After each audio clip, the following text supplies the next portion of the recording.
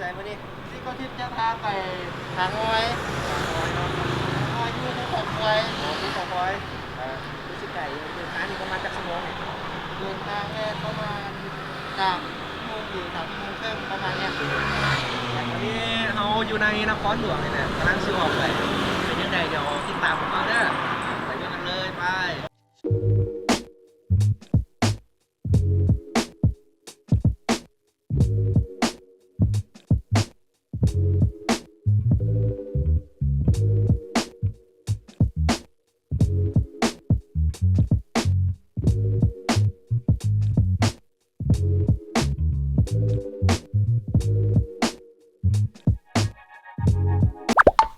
ตอนนี้เขาได้มาฮอด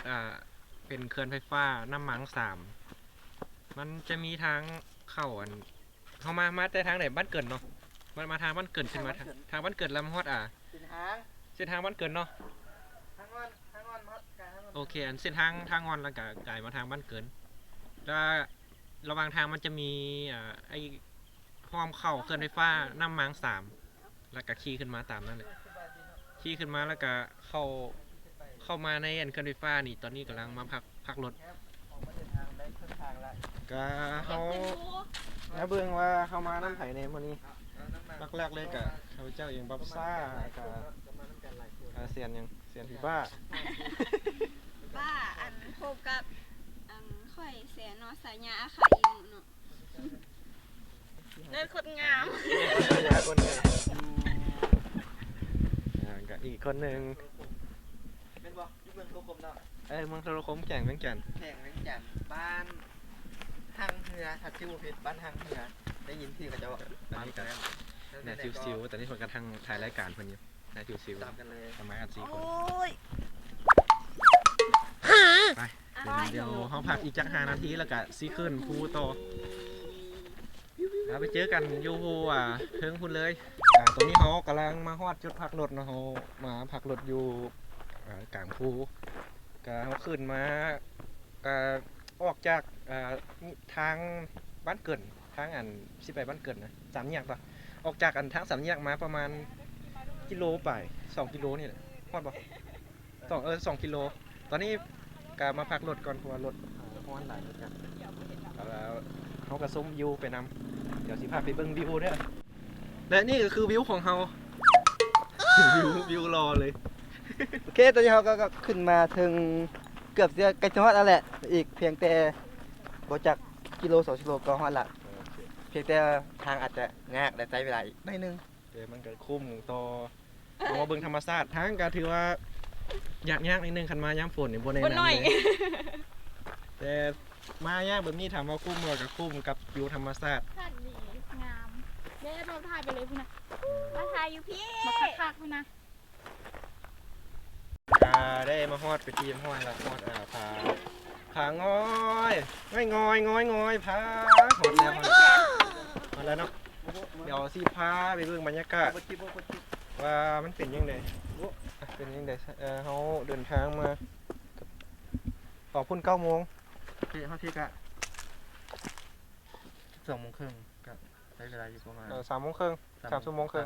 เนาะพอดีกับที่ตั้งไว้เพราะเขาก็แวะพักก็ใช้เวลานิดนึงฝากถึงคนที่ว่าจะมานี่ฝากเนาะฝากถึงจะมาว่ะเอาซิซ่าให้บรรยากาศบอกพวกท่านนะบรรยากาศเดี๋ยวสิพาไปเบิ่งเนาะสำหรับทางม้ากัดถือว่าลำบากหลายแต่ว่าก็มาได้มาได้เดี๋ยวรถใหญ่เขาเจ้าก็มาได้รถใหญ่เป็นรถนะ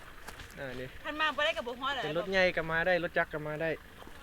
แต่ว่าแนะนำนี่อยากให้เอารถจักรมาหลายกว่าเพราะว่ามันจะง่ายรถใหญ่มันทางสั้นเลยส่วนอากาศม้านี่มันทางกันหลาย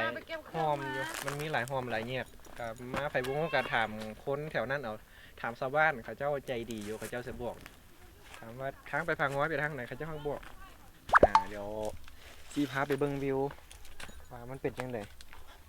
ไปเบิ่งวิวกันเลยเดี๋ยวตอนเลี้ยงก็คือสีงามอยู่ตอนตะวันตกดินนะเพราะว่าตอนนี้ยัง2 โมงเดือนยังจัดอยู่ เห็นว่าแต่เป็นบทตกอย่างเดียว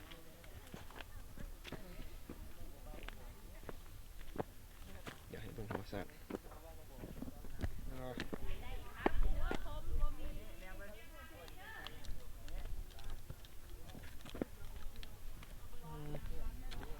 งามงามงาม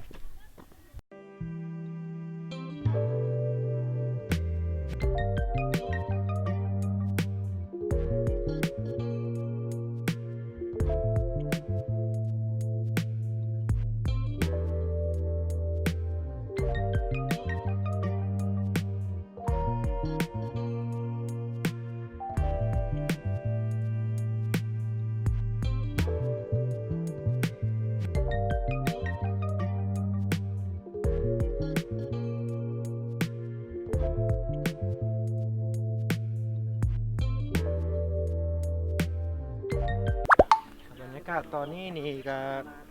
ตะวินก็จะตกดินแล้วเนาะ ทางน้อยกันเนาะ บรรยากาศตอนแรกทางงอย น้ำแรงก็ ตะวิน ได้หลาย ตกดินแล้ว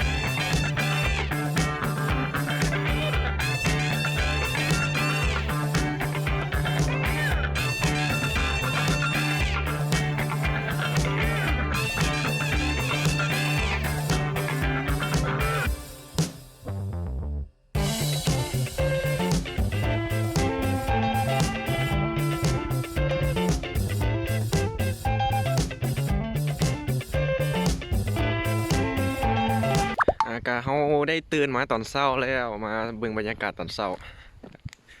ถือว่าหนาวอยู่ใส่เสื้อซ้อน3 ตัวก็ยังหนาวอยู่แล้วก็เมื่อวานนี้เขาตอนเลี้ยงเขาอั่นได้เฮ็ดเป็นจิ้นจุ่มกิน จุ่มผักกับจุ่มซีนเนาะแล้วเดี๋ยวตอนเช้านี้เขาสิต้มมีผักเหลือเมื่อวานนี้สิต้มมีแล้วก็มีไข่กำลังดังไฟเท่เลยนะเท่ โล เลย ได้หัน อันไหน เอ้ยขนาดต้มมียังเท่อ้ย เกิน อย่างว่าสัญญา สัญญาคนงาม คนงาม ถึงดังแม่แต่คุณงาน โอเคเขาก็สิได้กลับแล้วนี่เขาสรุปง่ายๆการมาเล่นในครั้งนี้ก็ถือว่าบรรยากาศนี่ได้หลายสถานที่งามแล้วก็เวลาตะเวนตกดินแล้วก็ตะเวนคืนตอนเช้าได้บรรยากาศหลาย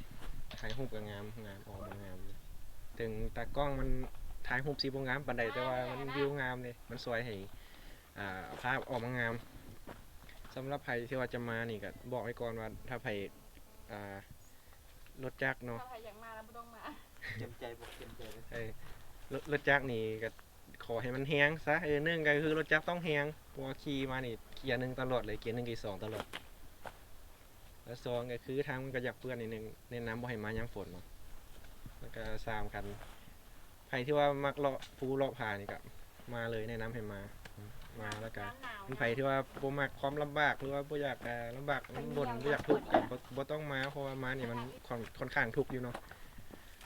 แต่มันก็คุ้มหลายเพราะว่าเขามาเบิ่งบรรยากาศสูดอากาศธรรมชาติลมเย็นๆตอนเช้าแล้วก็มาตั้งเต้นตั้งแคมป์ตั้งไฟผิงไฟเฮ็ดน้ำกินบรรยากาศนี่สุดยอดเลยก็สำหรับคลิปนี้เนี่ยฝากกดติดตามกับกดกระดิ่งเด้อเพื่อจะเป็นการแจ้งเตือนคลิปต่อไป